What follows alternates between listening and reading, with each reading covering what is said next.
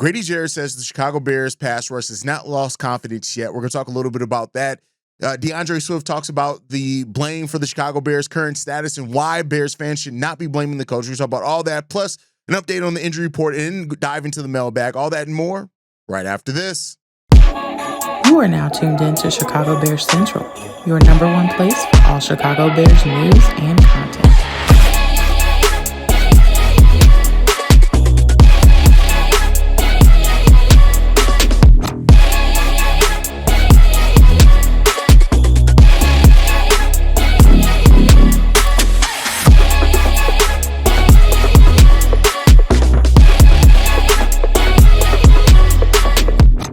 What's going on, Bears fans? Welcome to another episode of Chicago Bears Central, your number one spot for everything Chicago Bears related. I'm the host there, Hayes, but more importantly, you guys can follow the channel at Chi Bears Central on every social media platform we happen to be on. With that said, let's go and get into this content for today, y'all. And we're going to start off with words from Grady Jarrett here, in which he talks about the Chicago Bears pass rush. This is something that a lot of Bears fans are worried about, is the Bears pass rush, because let's just be frank, it hasn't looked good. Odunze had a really good first game of the season. The Bears pass rush looked like absolute shit in a 52-point, demolishing the Detroit Lions did to the Chicago Bears when it came down to it. But when he was asked about it, Grady Jarrett said this: "We are not going to lose confidence." Now, the question is can you lose what you never had?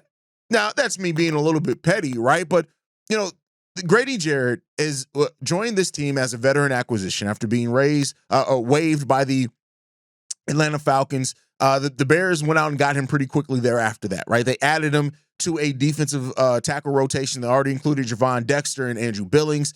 They end up getting Shamar Turner as well. But then you look at the pass rush overall, right? We lost Austin Booker at the start of this season. He'll be back, hopefully, if everything's on track after week 5, the bye week there.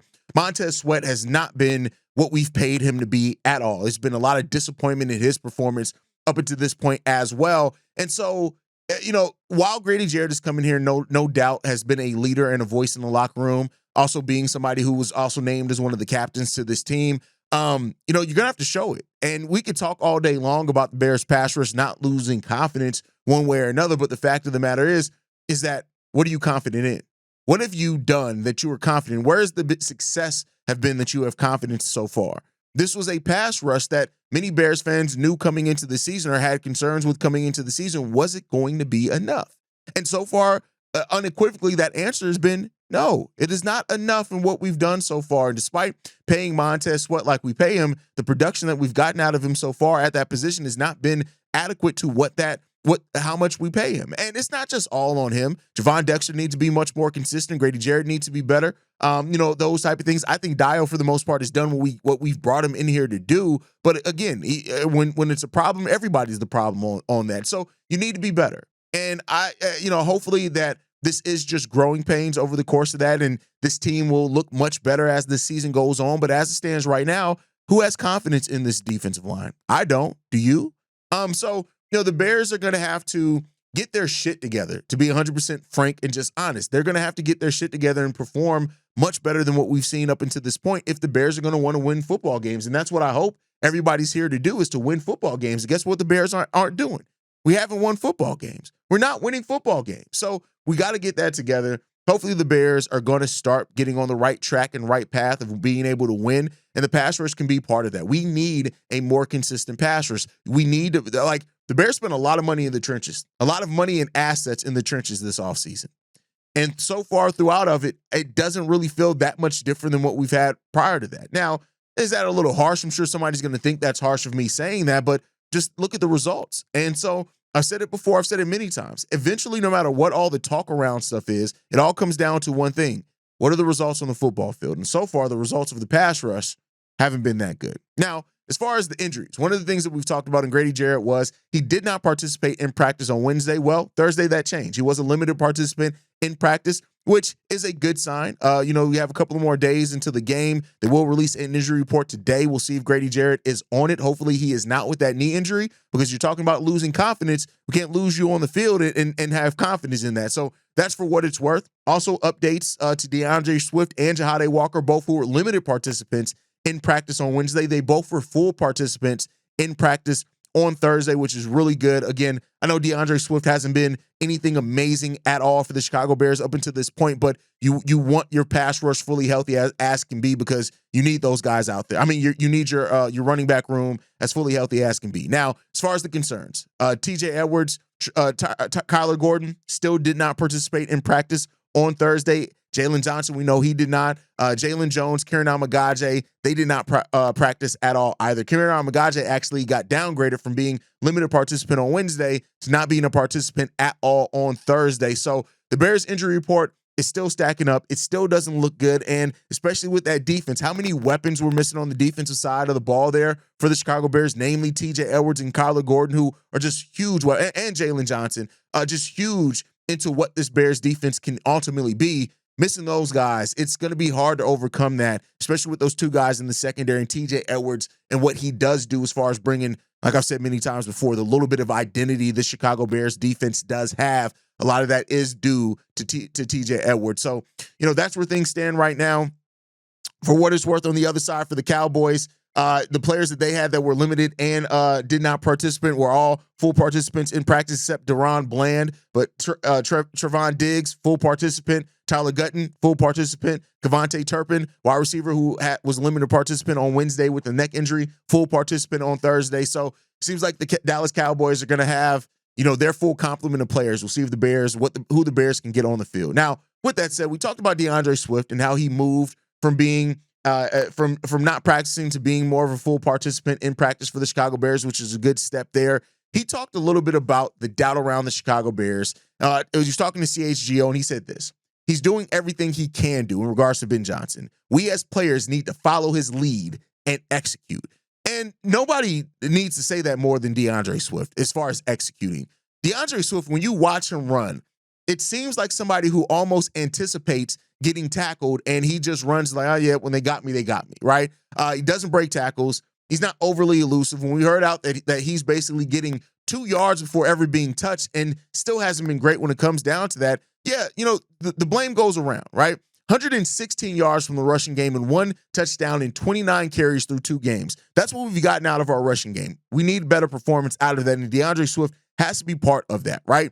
The Bears rebuilt their offensive line, and so the hope was that the running back, even though we didn't really upgrade the running back room too much, that they were going to be able to get better performance because of the upgrades on that offensive line. So far, that has not been what's happened for the Chicago Bears. It's been a lot of questions and things that, we got to see what's going to happen there, right? But the Bears have an opportunity to turn this thing around. And hearing DeAndre Swift said, listen, don't blame Ben Johnson. These are on the players for us to execute.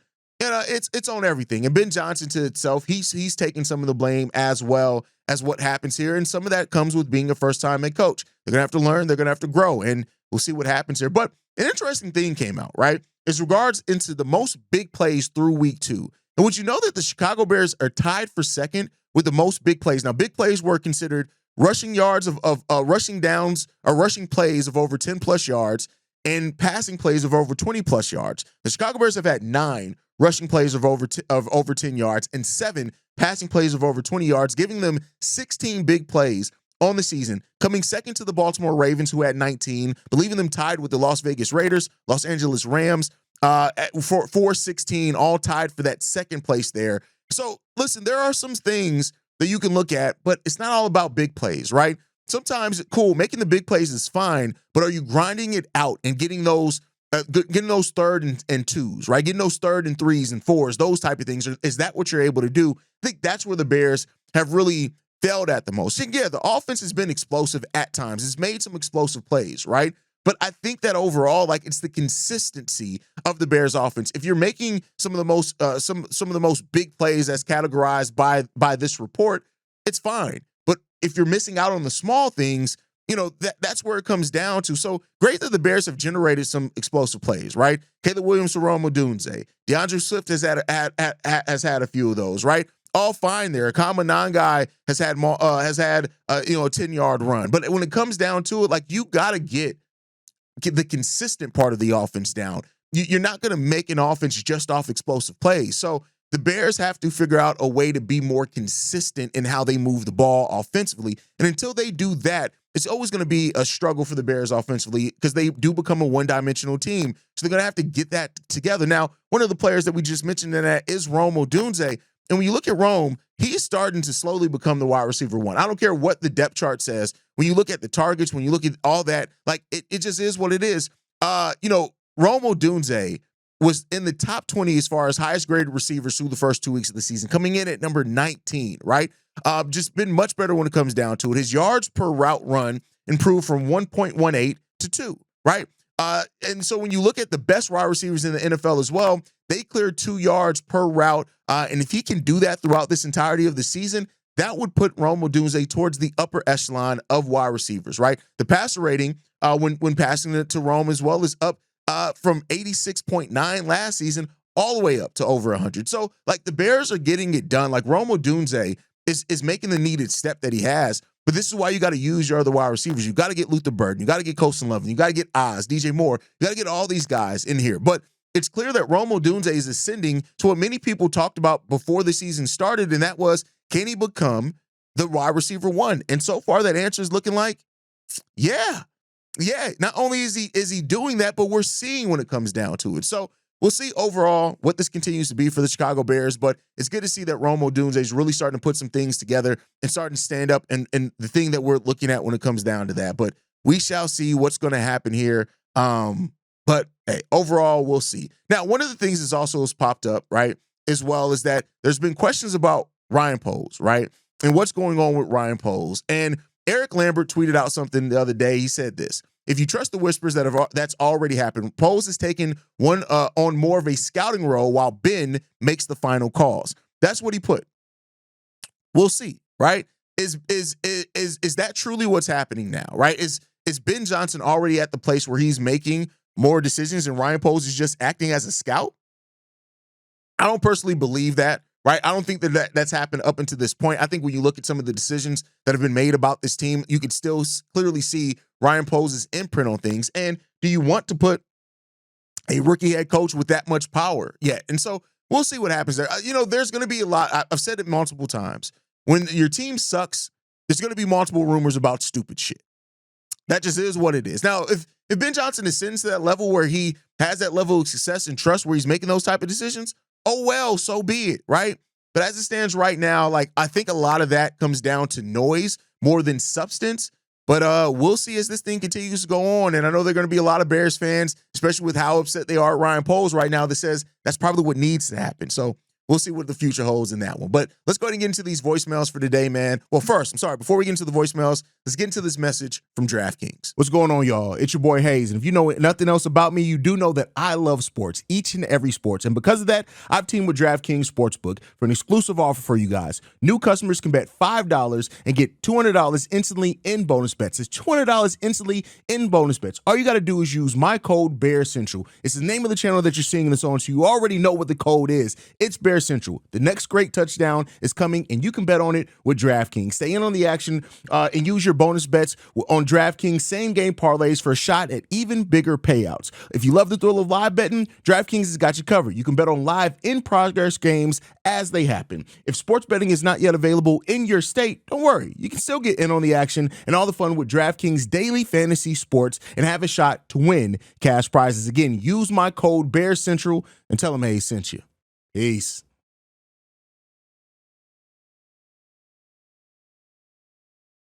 All right, so this first voicemail that we got today, this one is from Barry, where the hell has Barry been? Barry's back. Let's go ahead and get to this voicemail from Barry. No, hey, Bobby C. W. Guess what? You know who the fuck it is. It's your friend Barry. Listen, fellas, I've been on hiatus, hiding out from the IRS again. But listen, fellas, everybody's got to stop hitting the fucking panic button on this beat. You got to give Ben Johnson and Caleb a little time to cook you, okay? First of all, Caleb, the national media is acting like he's playing a fucking egg out there against Detroit. He played a clean game, fellas. We got the running game. He's absolutely fucking pathetic. And we got all these penalties and the defense can't stop it. Nosebleed. It's horrible, fellas. But Caleb went out there and he played an efficient game, except for that one pick. You know the one I'm talking about. But anyway, fellas, what I'm saying is we need a real fucking running back, fellas. And this whole offense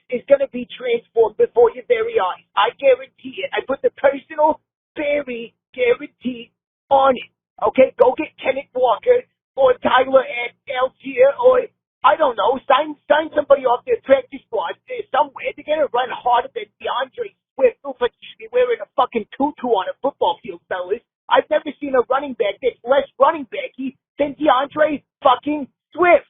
I can't stand the guy. He gets hit with a fucking forearm and he drops on contact. That ball does not go forward another 6 to 9 inches, fellas. He's down like a swatted fly. It's horrible to watch.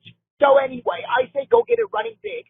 Force opposing defenses to, drop a safety down in the box. And then that way it eases up the passing game. Roma's going to start torching guys' assholes with a big lighter. That's how electric it's going to be. It's going to open up the whole offense, fellas. I'm telling you. Now the defense, that's another call for another time, fellas. We need a pass rusher, a real one. Okay, Barry out. Chicago up, bear the fuck down. All right, so I agree with you. Stop hitting the panic button. It's way too early to panic now. Don't get me wrong. The signs of need for panic are absolutely there. I don't think anybody would say anything otherwise on that. Like, the signs for panic are there. And it's just an unfortunate part of the Bears season, right? It's an unfortunate part of how things go for the Chicago Bears. Like, we are a franchise that has more history of reasons to panic than not, right? You're right, 100%. We need a running back. We need a pass rusher, which you ended the thing on, but we'll wait for that voicemail. But the Bears do need a better running game. And while they hoped, and, we'll see if they can still get it together. Common Nine guy really hasn't been given a lot of opportunity yet. I do hope that Ben Johnson starts trusting him a little bit more. But what we've seen, we got a pedestrian running back game as things stand right now. Can that change? Let's hope so, because if it does not, that's going to paint us into being a one-dimensional offense for the entirety of the year, and it's going to suck. It's going to hurt, and it's going to be ugly to watch if we become that one-dimensional so far this early into the season, Barry. So let's hope that it comes together. We'll see as things go. Shout out to Barry for being back. You still owe us a roast, but we love you, Barry. Glad that the IRS did not get you. Let's get into this next one, man. This one's from Bobby. What's up, man? It's Bobby Domino, man. Transplant down here in Texas.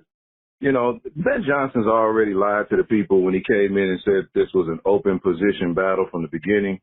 That's a lie, because you cannot tell me that Darnell Wright on day one was not your best option at left tackle.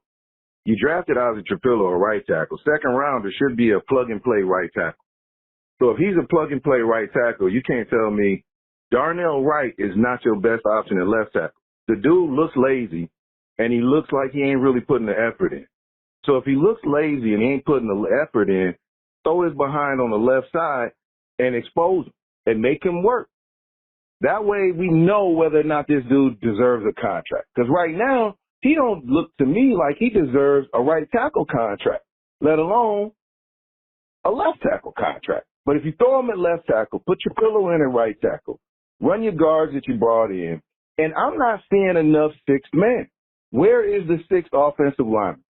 Where is the guy in 12 personnel who is the offensive lineman when you need help blocking, running game? They ran more of that than anybody in Detroit, and I'm not seeing it.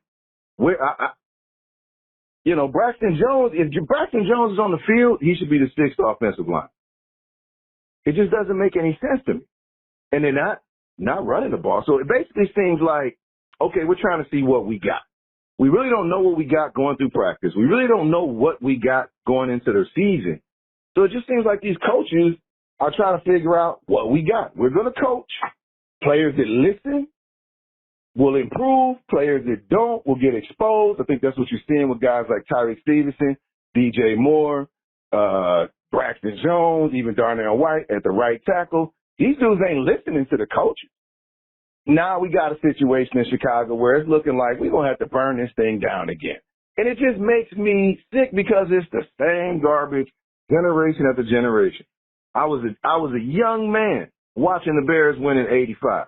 I'll be 50 years old in a couple of weeks. And it just seems like, golly, man, the Bears, what is going on?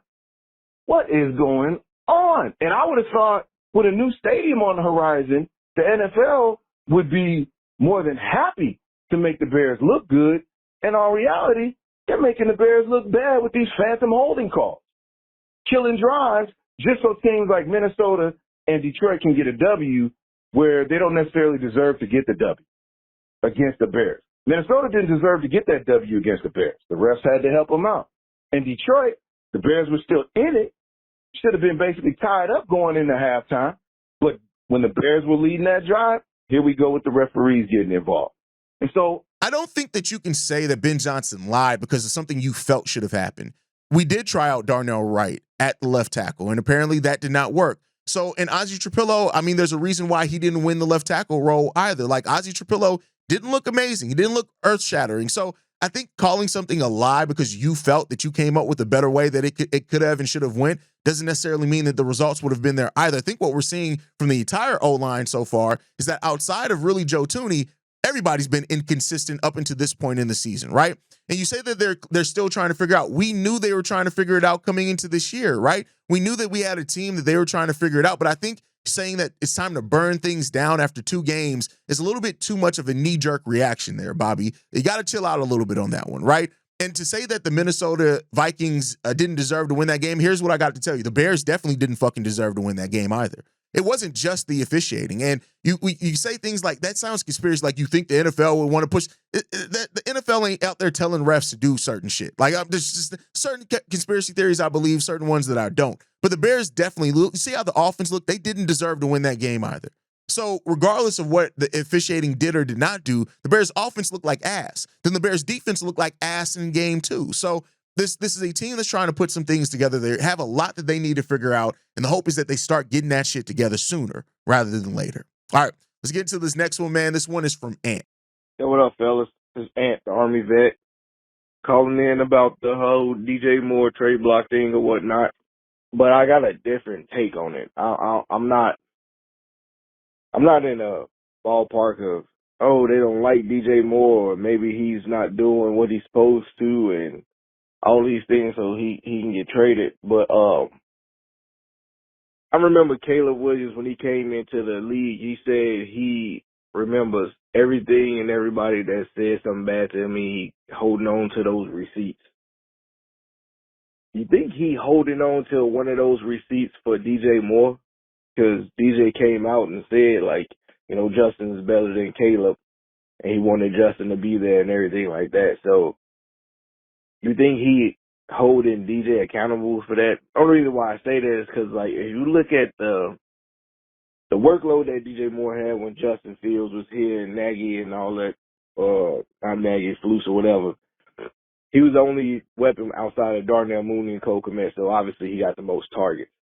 Last season, we had Rome and Keenan Allen and everything, so his targets went down. But his production was still, you know what I'm saying, still there. Plus him and Caleb was trying to gel throughout the whole season and get on the same page. But now he only got 11 targets in 2 games. But Rome Odunze's targets is, you know, higher than him. Like, it's either Rome is the number 1 and DJ is the number 2, or Caleb don't like DJ Moore is what I'm trying to say. Because that's what it seemed like. You remember when Allen Robinson came out and was like, how my targets go from here to here? And they was trying to push him out because they didn't want to get him a contract. I don't think it's that they trying to push DJ out because he trying to get a contract. More like maybe Caleb want to get DJ gone because he had all that stuff to say about him. That's just my take. I could be wrong. I'm pretty sure I'm wrong. But when you target, you know, one of the top receivers in the league 11 times in 2 games, and he catches 8 out of those 11, that means he's catching the ball consistently. Something's not right there when you don't look his way. That's all I'm saying. But you guys know more than me. That's just my thought. You can let me know what your take on it is, because I'm feeling DJ Moore's getting that Allen Robinson treatment. You know, that's just my thought. But as always, shout out up, bear down. Y'all have a good one. Listen, that sounds like a good headline for an article, but I don't think that that Caleb Williams is holding on to something that DJ Moore said before DJ Moore even knew Caleb Williams. I think that most football players will understand that what DJ Moore was doing at that time is he was backing his guy that was his quarterback, and he should have done that. And so I think when you look at it, like, no, I don't think Ben Johnson and the Bears are trying to like DJ Moore got his money, right? And so I don't think any of that is true and valid. Like, I think that sounds good for like an article. It sounds good for a headline. I don't think Caleb is purposely trying to do anything to DJ Moore, especially with how much this team is struggling. As at this point, Caleb should be using try to use every weapon that he can. Now the targets, I think, just comes down to Rome Odunze is a better route runner than DJ Moore. And you brought Rome Odunze in here so he can build chemistry with Caleb Williams. I'm sorry, you bring Rome Odunze in here so he can build chemistry with Caleb Williams over years, and we're seeing that happen. That was part of the plan. That is why they did that. Rome Odunze talked about wanting to play with Caleb Williams before the draft process, so no doubt they're going to have great chemistry. So I'm not one for the conspiracy theories. Now, I do think that if this continues, or Rome continues his ascent, and if Luther Burden steps up and Oz and these players look good, yeah, the Bears could definitely move on from DJ Moore if it feels like it's going to net them something. But I don't think that it's some conspiracy theory by the Bears or Caleb Williams and what DJ Moore's look like. I just don't believe that, but I'm not going to say that you're completely off basis for saying that either. Maybe Caleb is that petty. We shall see. Now let's get into the last voicemail, man. This one's from our brother Darius. What's going on, guys? This is Darius from Dallas, man. I just wanted to call in and add to a point that Hayes just made, and I kind of agree with it, man. When you look at, he was saying that when you look at Ryan Poles, and he's drafted 30 draft picks at this point, and you really can't put your finger on any of them as being home runs. And I totally agree with that. And I think that that's a good, healthy way to look at our roster, as opposed to how a lot of us Bears fans get caught up in. We romanticize guys a lot of times because we want our team to be good for a change. And, the Tyreek Stevensons of the world continue to let us down. So I think that you got a good point there, man. Poles has to do a little bit better job of nailing these picks, particularly the high ones, the first and second round ones, man. You can't miss on those. So, yeah, I totally agree. And whether he's on the hot seat or not, I think that'll be rather to see how the rest of this season plays out. It depends on the way that we lose. If we keep on losing the way we lost to Detroit, 2 or 3 or more games like that, I think that, that seat going to start getting warm. But I really, at the end of the day, think that this is just a symptom of hiring first-time coaches, man, first-time head coaches. This looks so familiar to us and feels so familiar to us because it is. Because we have hired Tressman, Eberflus, Nagy, Ben Johnson, 4 never been head coaches that we've hired over the past 7 years or so. And I just that's just part of it, man. When you're chasing that, you're trying to find that next Sean McVay, that next Kyle Shanahan. When you go that route, and obviously that's what we've gone to, when you go that route, you're going to have growing pains. You're going to have an undisciplined team for the first couple of years. You're going to have penalties. You're going to have dysfunctional offenses. You're going to have that. So if you don't want to go with a veteran proven head coach, and you're trying to go with the under the radar guy, and we're trying to buy low and sell high. I get it. We're trying to get the guy that's up and coming, that is a offensive guru that can be our next Andy Reid, McVay, that can be with our team for 8 years. I love that, but this is the price that you have to pay, and that's why we keep going through this. All this stuff that we're going through feels familiar because we keep hiring first time head coaches. Now I still believe in Ben Johnson, but it's just going to take a couple years, and we're going to have to be patient about that. Check this up, Bear Down. Here's the thing, though, bro. I think that the Bears didn't buy low on Ben Johnson. They bought pretty high on Ben Johnson. They made him one of the highest paid coaches in the league right away to start day one. So I don't think it was a buy low thing. And I don't think the Bears' issues right now are even mainly due to Ben Johnson being a first-time head coach. I think there's some of that for sure. I'm not going to say that there's none of that, but I think the thing that's more glaring right now than Ben Johnson being a first-time head coach is that the holes in Ryan Poles' draft history are starting to talk very loudly. I think that's what we're seeing here more than anything. Ryan Poles' draft miscues, whatever you want to call them, are just getting louder and louder as the time goes on. I think that's the thing. That's the bigger statement that's being said here, rather than Ben Johnson and this thing that you just have to go through with first-time head coaches. Now, again, like I said, I'm not saying that you're wrong, that there are some first-time head coach woes that are happening here. That's absolutely happening. But I think the biggest thing is Ryan Poles' draft history is starting to catch back up to him. That's my thought process. But great voicemail as always there, Darius. That's my time for today, guys. Make sure you guys are following us at Shy Bear Central. You can send us any feedback, questions, comments, concerns. ChicagoBearsCentral@gmail.com. Lastly, if you want to leave a text message and or voicemail for the mailbag, the number to do so, 773-242-9336. We are the number one spot for everything Chicago Bears related, but that is thanks to you, lovely and beautiful people. And like I like to end every episode on, Chi-Town up, Bear down. Love you guys. Peace, y'all. This has been a presentation of the Break Media.